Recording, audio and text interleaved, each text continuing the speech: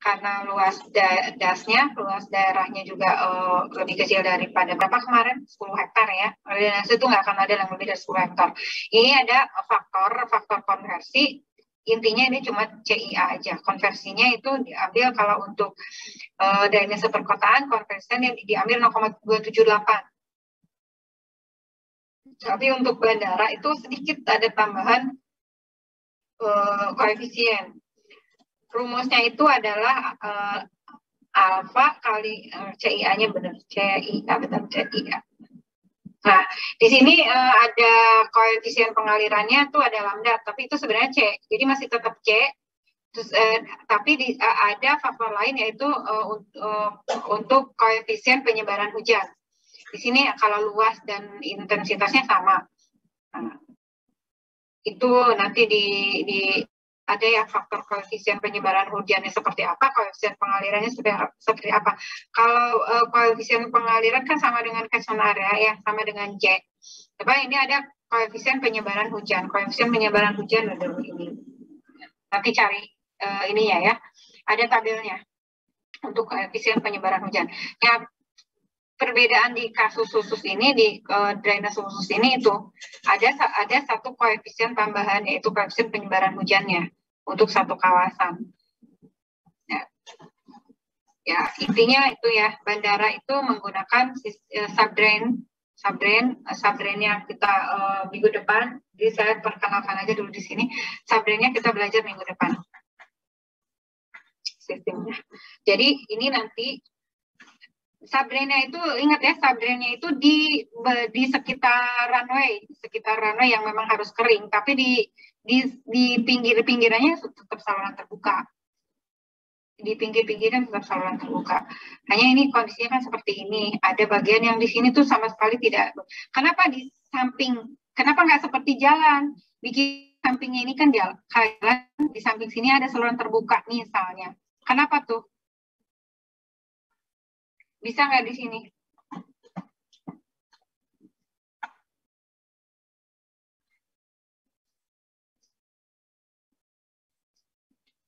Maksudnya mana? Nah, di sini kok saya jadi keluar? Sorry. Salah pijit. Nah, kenapa di sini ada saluran nggak? Kenapa nggak di sini aja kayak jalan? Tapi salurannya tertutup misalnya. Tapi ini bandara khusus ya nanti.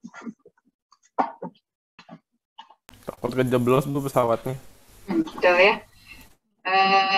Ini memang harus benar-benar terhindar. Di bagian kan ada peraturan dari bandara ya. Kondisi kiri, kanan, depan, belakang runway itu harus seperti apa ya. Itu harus terpenuhi semua. Makanya semua salurannya itu diumpetin ke bawah.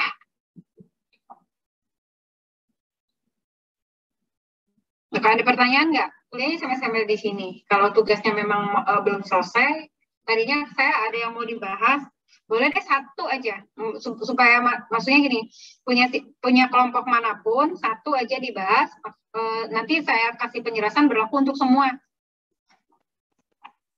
Siapa yang bersedia?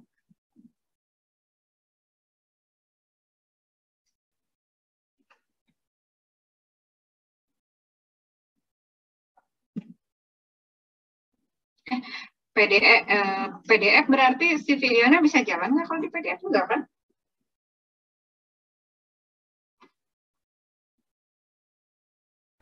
Yang di PDF dicantumin gitu Bu, link gitu. Oh, linknya bisa lah diklik ya. Siapa? Yohana? Natasha? Panggilnya apa ya, Natasha ya enaknya?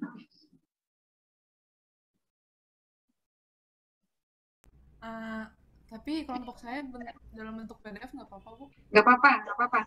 Saya cuma mau lihat nanti apa yang saya komentari itu berlaku untuk kelompok lain gitu.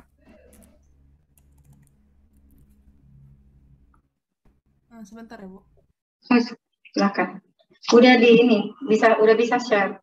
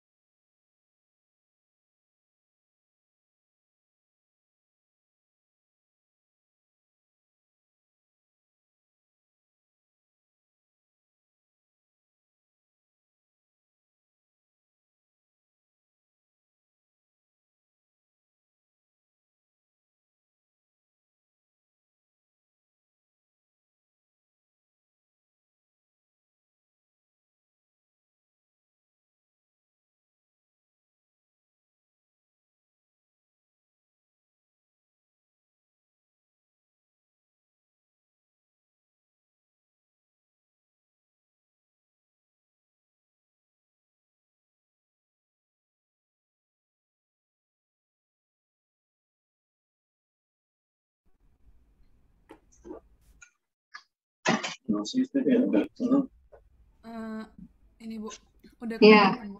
udah. Jadi kami tadi cari kasus yang TPU karet bifak yang terendam banjir. Itu di Jakarta. Di link YouTube-nya itu ada tercantum ada 2 link.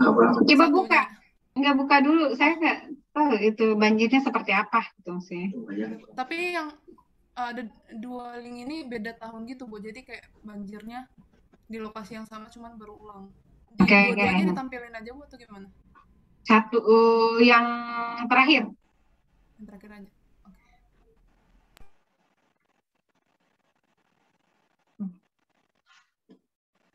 Shopee itu pasti.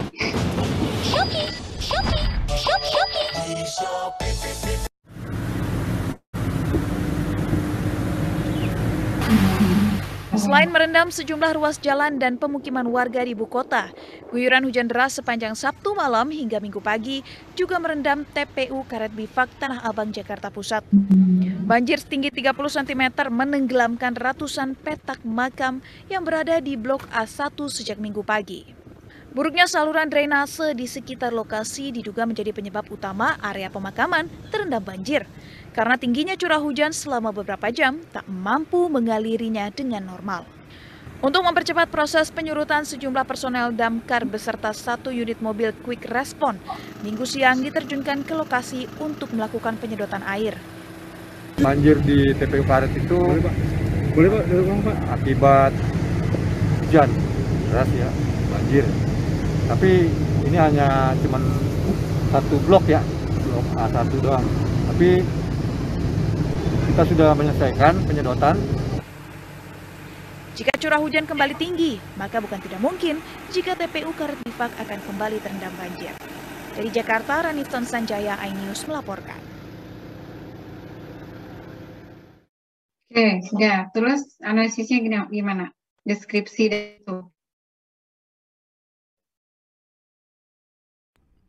Untuk deskripsinya seperti yang di video juga sih tadi. Dia TPU-nya terendam sama banjir dan solusinya di situ juga langsung disedot gitu sama mesin pompa oleh damkar dan dialirkan ke kali terdekat Bu kalau kami baca-baca dari. Terus kedua tuh apa ya, lokasinya udah. Yang ketiga apa ya? Ketiga tuh analisisnya ya. Nah, jadi perkiraan sampai terjadi seperti itu tuh gimana? Lihat fotonya dulu. Tuh. Yang karet itu di mana? Yang makam itu yang hijau ya, yang biru ya? Ya, yang hijau Bu. Yang hijau. Terus tadi harusnya bisa tadi ngomong banjir, tapi ketinggiannya cuma berapa? Ya walaupun dari sisi hidrologi tetap istilahnya sama, mau banjir mau genangan katanya kan tadi. Tadi kan ketinggiannya cuma berapa? 35 ya? 35, dibilangnya tadi 35. Padahal yang namanya banjir itu harus lebih tinggi daripada 40. Nah, kenapa itu masih tetap dibilang banjir? Mungkin karena waktunya Bu lebih dari 24 jam ya berulang. Betul. Ya, nah itu kan ini juga harusnya dikeluarkan juga, jangan cuma mindahin dari apa ya tadi. Ya kita harus bisa rada dieksplor sedikit ya. Ada itu tuh di mana kira-kira kenapa. Terus kenapa itu dipompa? Kenapa harus dipompa? Oke, itu dampak-dampaknya ada. Oke. Terus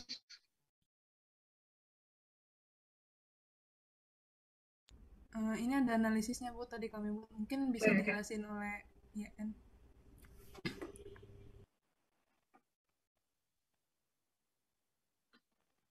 Oh ya, mau bantu jelasin juga Bu terkait analisisnya. Jadi berdasarkan dari berita yang kami dapat itu penyebab banjir pada site pemakaman TPU ini itu karena salah satunya itu kontur tanah makamnya itu yang terendam itu dia berbentuk cekungan, dia lebih rendah daripada drainase jalan itu sendiri gitu. Jadi otomatis di daerah pemakamannya itu rentan air menggenang gitu. Dan itu waktunya itu lebih dari 24 jam berdasarkan berita itu, makanya bisa dikatakan sebagai banjir. Kemudian menurut sumber yang kami dapat juga genangan di makam itu nggak bisa kenapa dia bisa menggenang karena air dari hujannya itu kan nggak disalurkan ke saluran pembuangnya ke drainase, karena yang mana tadi posisi pemakamannya itu jauh lebih rendah daripada si jalan itu sendiri. Kemudian pada saat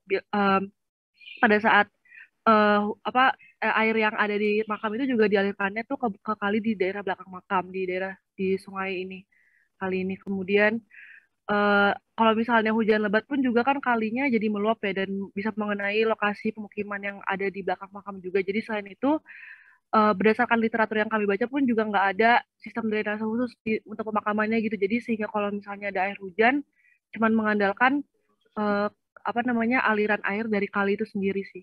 Kalau analisis dari kami mungkin seperti itu. Mungkin untuk solusinya apa?